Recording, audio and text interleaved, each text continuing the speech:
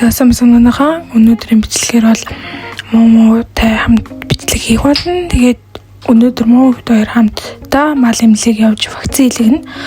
Нийгэм хийлгэхэд удахгүй цагаан сарын бичлэг орох байгаа шүү.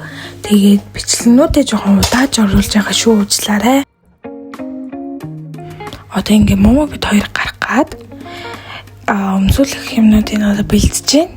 Энэ бол уяа номора алгуулахгүй гэж юм уу яа. Тэгээд өөр нь ихсэн малгай одоо өмсүүлнэ. За тэгээд миний үсэг битгий тоогоорой. Миний үс жоохон арцаасан байсан байна. За тэгвэл одоо муурай хуцлаад юмнуудыг өмсүүлээд одоо гарганаа.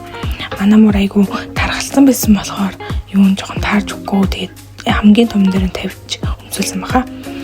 Тэгээд малгайн өмсүүлээд одоо бөмбөдөл нь үлгээдүүд гарна да. Тэгээд бөмбөдөл нь үлгээдүүд гараад коридорт лифт үлээ зогсож байна.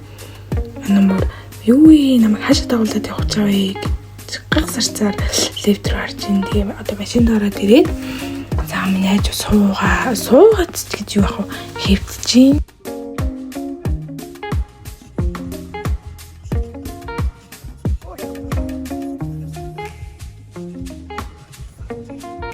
Вакцинлэгсний дараа муурай дэлгүүр дагуулж орсон байгаа.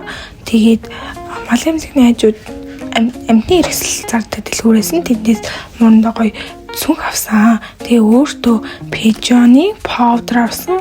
Би өөрөө пижон тенсийн бүтээгдэхүүн амар хэрэглэх дуртай. Одоо та нарт unboxing хийж харуулж байна.